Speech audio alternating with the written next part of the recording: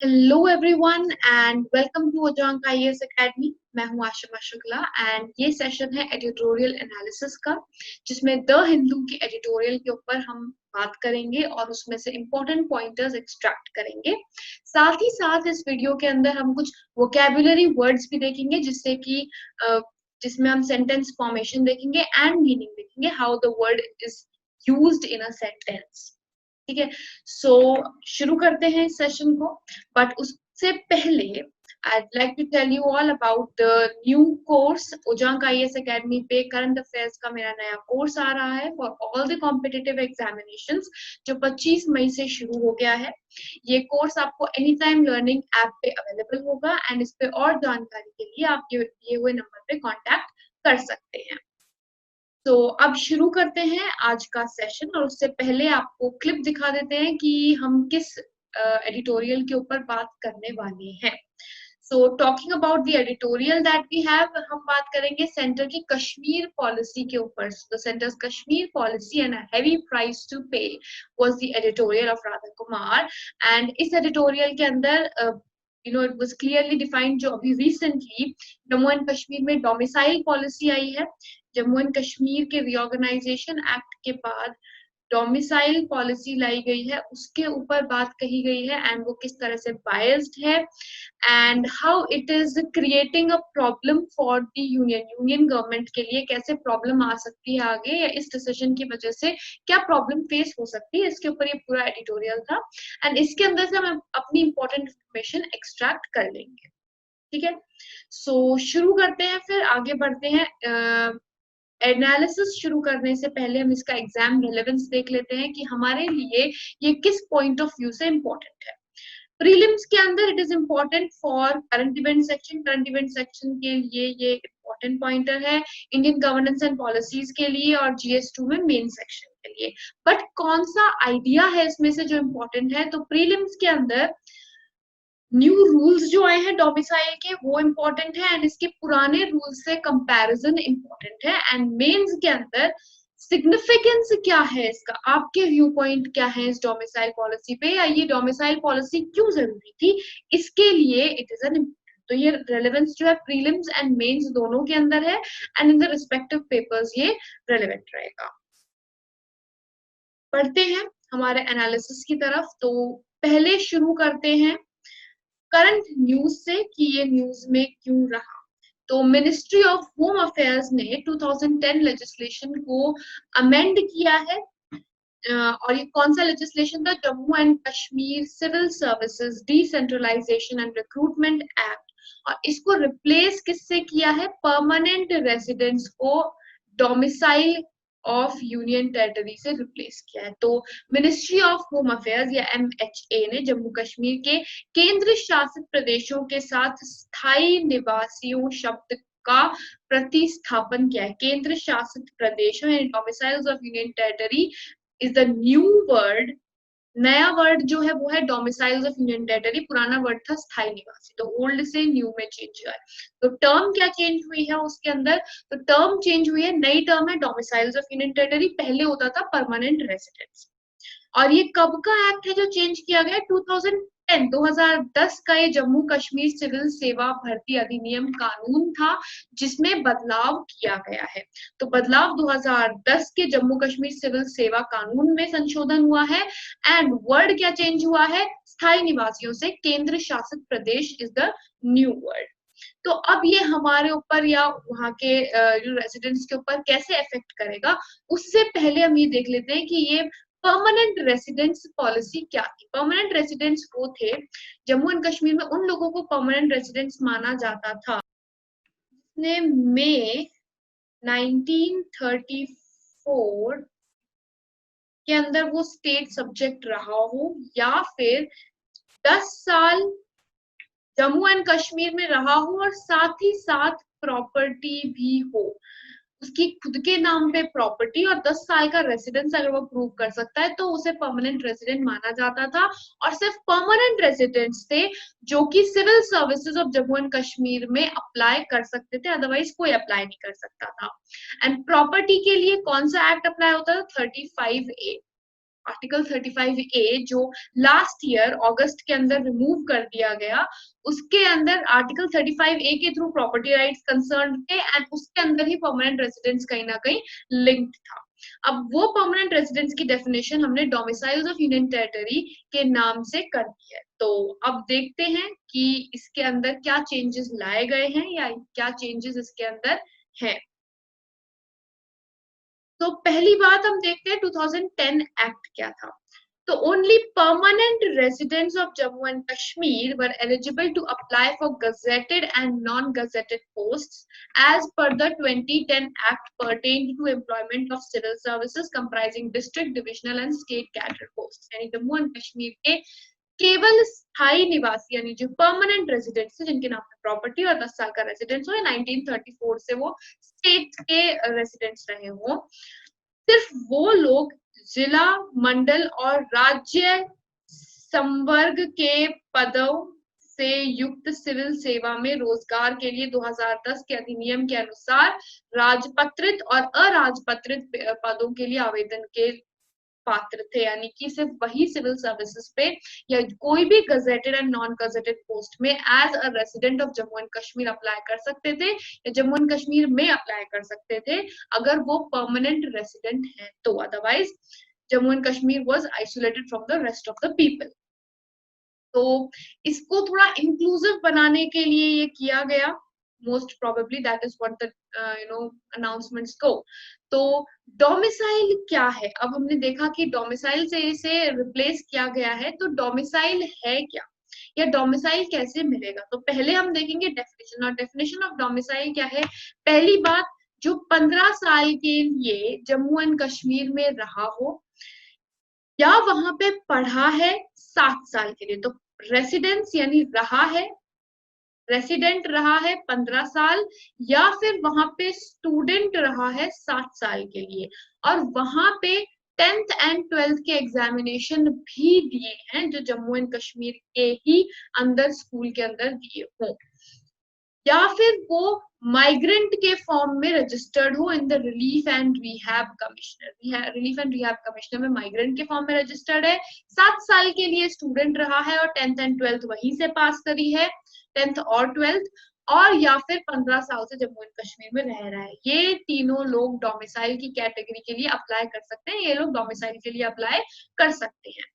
दूसरा, कोई भी सेंट्रल गवर्नमेंट ऑफिशियल के बच्चे, स्टूडेंट या children of central government officials, चाहे वो आईएएस के हो, पब्लिक सेक्टर के हो, बैंकिंग सेक्टर के हो, पब्लिक सेक्टर बैंक्स के, या कोई भी स्टैट्यूटरी बॉडी के ऑफिशियल्स हो, तो या कोई सेंट्रल यूनिवर्सिटी के अंदर वर्क करे यानी जैसे प्रोफेसर वर्क करे उनके बच्चे हैं, वो सब, उन सब के बच्चे भी अप्लाई कर सकते हैं डोमिसाइल। तो एज अ प्रोफेशनल अगर इफ आई से कि मैं वहां पे एक पब्लिक सेक्टर बैंक में वर्क कर रही हूँ and I have 2 kids of my own, so वो दोनों भी डोमिसाइल के लिए अप्लाई कर सकते हैं and they do not require to prove their residence. मुझे रेसिडेंस प्रूव करना पड़ेगा, ठीक है। And since I am the person जिसके बच्चे हैं, तो I should be having a life of 10 years over there। वहां पे अगर मैं 10 साल रही हूँ तो my kids can apply to the for the domicile, और this is what stated कि जो ऑफिशियल है वो 10 साल वहां पे रहा है तो उसके बच्चे डोमिसाइल के लिए अप्लाई कर सकते हैं। Third, domicile status also applies to children of such residents of Jammu and Kashmir who reside outside Jammu Kashmir in connection with their employment या business। वो लोग जो जम्मू एंड कश्मीर के रेसिडेंट्स हैं, सो उनके जो बच्चे हैं, people whose children are outside किसी बिजनेस में या जॉब के पर्पज से वो बच्चे बाहर रह रहे हैं लेकिन उनके पेरेंट्स जम्मू एंड कश्मीर में हैं, तो वो लोग भी डोमिसाइल के लिए अप्लाई कर सकते हैं। For instance, if my parents, मेरे पेरेंट्स जम्मू एंड कश्मीर में हैं and I am working in some sector and I am working in Delhi, तो मैं भी डोमिसाइल के लिए अप्लाई कर सकती हूँ since my parents have been living there. But their parents should fulfill any of the conditions provided। जो conditions है यानी जो रहने का tenure है 10 years residence या 15 year residence, वो उन्हें prove करना पड़ेगा depending on the situation। कि अगर वो public servant हैं तो 10 years और नहीं है तो रेसिडेंस ऑफ 15 इयर्स प्रूव करना पड़ेगा। Then their children who are living outside the state, state के बाहर रह रहे हैं, वो लोग भी अप्लाई कर सकते हैं।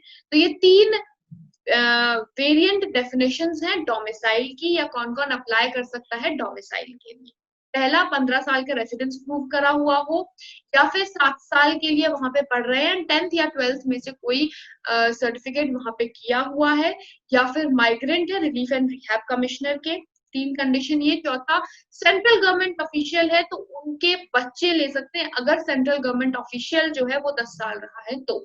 एंड अगर किसी के पेरेंट्स जम्मू एंड कश्मीर में रह रहे हैं फॉर 10 और 15 इयर्स रिस्पेक्टिवली, तो उनके बच्चे जो स्टेट के बाहर रह रहे हैं वो लोग भी डोमिसाइल के लिए अप्लाई कर सकते हैं।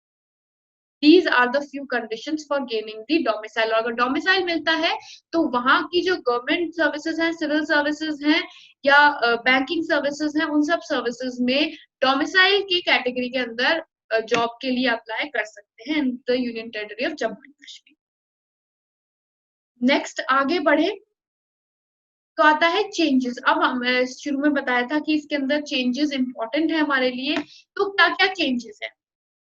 First of all, domicile rules जो हैं वो गवर्नमेंट पोस्ट के लिए अप्लाई होंगे। एज अभी बताया, पहले परमानेंट रेजिडेंट होना जरूरी था, अब डोमिसाइल होना जरूरी है। अब ये डोमिसाइल देगा कौन? हमने ये तो बता दिया कि डोमिसाइल के लिए ये कंडीशन है, but who is going to give the certification? तो सर्टिफिकेशन तहसीलदार देगा।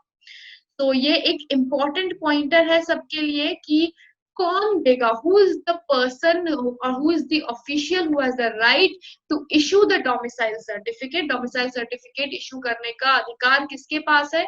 तो वो अधिकार तहसीलदार के पास है। सर्टिफिकेट कितने दिन में दिया जाएगा? मैक्सिमम टाइम है 15 दिन। 15 दिन से अगर लेट होता है तो जो भी ऑफिशियल है, यानी कि जो भी तहसीलदार है, उसे पेनल्टी देनी पड़ेगी। और पेनल्टी कितने की देनी पड़ेगी? 50,000। जिसकी वजह से भी डिले हुआ है उस ऑफिशियल को 50,000 का पेमेंट करना पड़ेगा या पेनल्टी देनी पड़ेगी, अगर 15 दिन से लेट हो जाता है सर्टिफिकेट तो।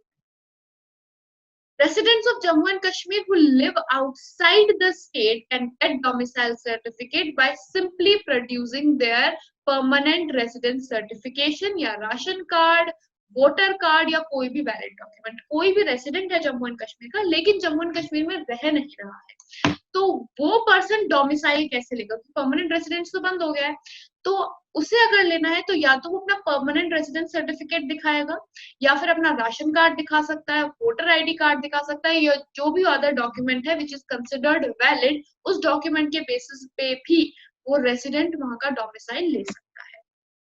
नाउ हमने माइग्रेंट्स के बारे में कहा था कि वो माइग्रेंट जो रिलीफ एंड रिहैब डिपार्टमेंट के साथ रजिस्टर्ड है, सिर्फ वो लोग ले सकते हैं। तो उन्हें क्या प्रूफ देना पड़ेगा? उनके लिए तो रिलीफ एंड रिहैब डिपार्टमेंट में सर्टिफाइड है तो उनको तो मिल जाएगा, लेकिन जो रजिस्टर्ड नहीं है, माइग्रेंट है लेकिन रजिस्टर्ड नहीं है, तो वो कैसे कर सकते हैं? They can do so by providing electoral rolls of 1988। 1988 का इलेक्टोरल रोल के अंदर अगर उनका नाम है तो वो माइग्रेंट्स को डोमिसाइल मिल जाएगा। Proof of registration as a migrant in any state of the country. Bharat के किसी भी राज्य में अगर वो लोग रजिस्टर्ड हैं माइग्रेंट के फॉर्म में, तो उन्हें भी domicile of Jammu and Kashmir मिल सकता है, या कोई भी अदर वैलिड डॉक्यूमेंट जो वो लोग मांगते हैं। अगर इन दोनों डॉक्यूमेंट्स के अलावा कुछ और है, या इन दोनों में से कुछ नहीं है, कुछ और है विच इज कंसिडर्ड वैलिड, तो वो वैलिड डॉक्यूमेंट। अदरवाइज 1988 का इलेक्टोरल रोल एंड किसी भी स्टेट में माइग्रेंट की तरह रजिस्टर्ड है तो उसे भी डोमिसाइल सर्टिफिकेट मिल सकता है। और सर्टिफिकेट जो है डोमिसाइल का वो ऑनलाइन अवेलेबल भी है। नाउ डोमिसाइल के बारे में हमने इतना कुछ जान लिया कि डोमिसाइल के अंदर रेगुलेशंस क्या हैं, चेंजेस क्या हैं, किस किस को मिलेगा, कौन देगा डोमिसाइल सर्टिफिकेट, अगर माइग्रेंट है तो किस तरह से ले सकता है, अगर सेंट्रल गवर्नमेंट ऑफिशियल है तो क्या रिक्वायरमेंट्स हैं। लेकिन इसको रीडिफाइन किसके अंदर किया है, किस हक से उन्होंने, या सेंट्रल गवर्नमेंट के किस राइट के अंदर उन्हें, या किस एक्ट के अंदर उन्होंने ये स्पेसिफाई किया है that they can make these changes for us. तो उसके बाद में जो हमें एक्ट इन्होंने इंट्रोड्यूस किया है डोमिसाइल के लिए, उसका नाम है Jammu and Kashmir reorganization, adoption of state laws 2020। Jammu and Kashmir reorganisation act के बारे में सब जानते हैं, लेकिन Jammu and Kashmir reorganisation adoption of states laws 2020 के अंदर ये डोमिसाइल का जो कैटेगरी इंट्रोड्यूस की गई है वो इस के थ्रू की गई है। नाउ फर्दर फ्रॉम दिस, ये जो ऑर्डर निकाला गया है लॉज ऑर्डर टू 2020, ये कैसे निकाला गया है? Jammu and Kashmir reorganisation act 2019 था, जब जम्मू एंड कश्मीर की यूनियन टेरिटरीज बनी थी डिवीजन के बाद, तो Jammu and Kashmir reorganisation act 2019 था। इसके अंदर सेक्शन 96 था और इस सेक्शन 96 को यूज करके ये ऑर्डर पास किया गया है डोमिसाइल के लिए। Jammu and Kashmir reorganisation act आया 2019 में, उसके अंदर सेक्शन 96 के को यूज करके Jammu and Kashmir reorganisation adoption of state laws order 2020 introduce किया गया और इसके अंदर परमानेंट रेसिडेंट्स को रिप्लेस कर दिया डोमिसाइल से। तो आई होप यहाँ पे काफी जो ये डिबेट पॉइंट है ये क्लियर हो गया होगा। बट फिर भी I talk about the opposition कि ये अपोज क्यों कर रहे हैं या इसके अगेंस्ट क्यों है। फर्स्ट ऑफ ऑल, कुछ लोग कह रहे हैं कि ये demography of Jammu and Kashmir को चेंज करना चाहता है। विरोधियों का कहना है कि जम्मू और कश्मीर की जनसंख्या को बदलने के उद्देश्य से परिवर्तित कर रहे हैं, कि हम वो माइनॉरिटीज को रिमूव करना चाहते हैं, मुस्लिम्स को हटाना चाहते हैं, उसे रिलीजियस इशू बना रहे हैं, या माइनॉरिटी मेजोरिटी में टसल क्रिएट करना चाह रहे हैं। तो these are one of the pointers की डेमोग्राफी चेंज करना चाहते हैं जम्मू एंड कश्मीर का। That is one point of the opponents. And second pointer है कि ये बायस है, क्लियर बायस है for the officials of union government and their children. जो यूनियन गवर्नमेंट ऑफिशियल्स हैं और उनके बच्चे हैं, उनके लिए उनको लेकर के क्लियर बायस है या फिर स्पष्ट पूर्वाग्रह है, यानी कि उनके साथ डिफ्रेंसिएशन कर रहे हैं या उनको फेवर कर रहे हैं। बेसिकली डिफ्रेंसिएशन में भी फेवर कर रहे हैं यूनियन गवर्नमेंट ऑफिशियल्स को या पब्लिक सर्वेंट्स को।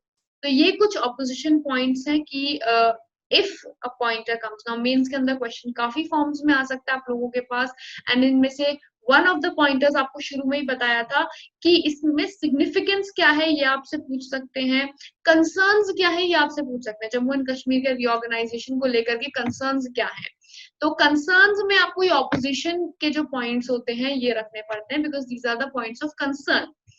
एंड इम्प्लीकेशंस क्या है, फायदे क्या हैं, ये आप लोगों को काफी टाइम से आप सुनते हैं। जब से 370 आर्टिकल हटा है, 35A हटा है, तो उससे काफी सारे जो फायदे हैं वो सारे आप इसके अंदर इंक्लूड कर सकते हैं। परमानेंट रेजिडेंट्स के बारे में और डोमिसाइल में जो डिफरेंस है वो यूज किया जा सकता है। तो ये मेंस के आंसर राइटिंग में इंपॉर्टेंट रहता है, but factual to the point data जो है वो आपका प्रीलिम्स में इंपॉर्टेंट। तो I hope you are clear now about the domicile fact. Domicile वाला जो है जम्मू एंड कश्मीर का, इसके बारे में आपको काफी आपके डाउट्स क्लियर हो गए होंगे इस सेशन के थ्रू।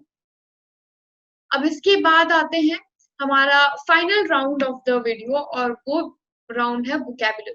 तो वोकैबुलरी का थोड़ा सा देख लेते हैं, वोकैबुलरी में क्या है आज। ट्रंकेटेड, फर्स्ट वर्ड है हमारा ट्रंकेटेड, यानी कि कर्टेल या ट्रिम या काट छाट के छोटा करना। कि जैसे वीडियो में बेसिकली आप समझ सकते हैं 3 मिनट की वीडियो है और उसमें से आपने कुछ पार्ट्स ट्रिम कर दिए या हटा दिए, तो उसको हम ट्रंकेट कहते हैं। या फिर एंड से कुछ पार्ट हटा दिया, या आपने कुछ बनाया है एंड उसमें से कुछ पार्ट काट दिया, तो दैट इज ट्रंकेटेड। बेसिकली ये काट चाट के छोटा करने के लिए या यूज किया जाता है, कपड़े के लिए या वीडियो के लिए। तो television coverage of the event was truncated due to the technical fault. Television coverage जो था उसे छोटा कर दिया गया काट के, क्योंकि कुछ technical error. Second word apprehension.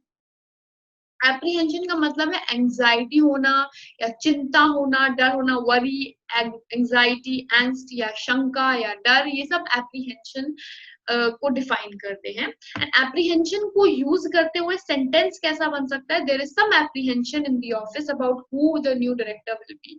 नए डायरेक्टर को लेकर के ऑफिस में बड़ा डर है कि कौन बनेगा नया डायरेक्टर। तो that is one way of using apprehension. Malice, that is ill will, यानी मन से बुरा सोचना किसी के लिए, स्पाइट या बुरा।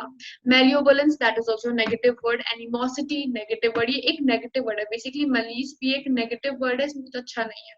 तो द्वेष या दुर्भावना या मन से किसी के लिए बुरा बोलना, दैट इज मलीस। तो I bear no malice towards anybody, इसका मतलब क्या है सेंटेंस का? कि मेरे मन में किसी के लिए कुछ बुरा नहीं है। The last word of the day is enunciate. Enunciate यानी say or pronounce clearly, साफ साफ बोलना। तो स्पष्ट रूप से कहना या साफ साफ बोलना, क्लियरली बोलना, उसे हम enunciate कहते हैं। तो he set out to enunciate the basic principles of his system, कि उसने जो भी उसने सिस्टम क्रिएट किया, उसके जो भी प्रिंसिपल्स, कोई कंपनी बनाई है या कोई सिस्टम बनाया है वर्क करने का, उसके जो प्रिंसिपल्स उसने साफ साफ समझाए। So he set out to enunciate the basic principles of the system. ये 4 वर्ड्स हैं एंड आई वुड एक्सपेक्ट कि आप लोगों को ये समझ आ गए होंगे। एंड अगर समझ आ गए हैं तो कमेंट सेक्शन में you can create your sentence, अपने खुद के सेंटेंस बना के आप पोस्ट कर सकते हैं। And I will check them and if I find any error I will rectify it. तो ये वाला सेशन या आज का सेशन जो है हमारा, वो यहीं पे खत्म होता है। For those who want to join me further, मेरे आगे की वीडियोस और देखने हैं तो आप ये करंट अफेयर्स का कोर्स परचेज कर सकते हैं, जो 25 मई से वैसे शुरू हो गया है। एनी टाइम लर्निंग ऐप पे ये अवेलेबल है। एंड इसी तरह से और जो पॉइंटर्स हैं डिस्कशन के, करंट अफेयर्स के, वो सारे हम उसके अंदर डिस्कस करेंगे।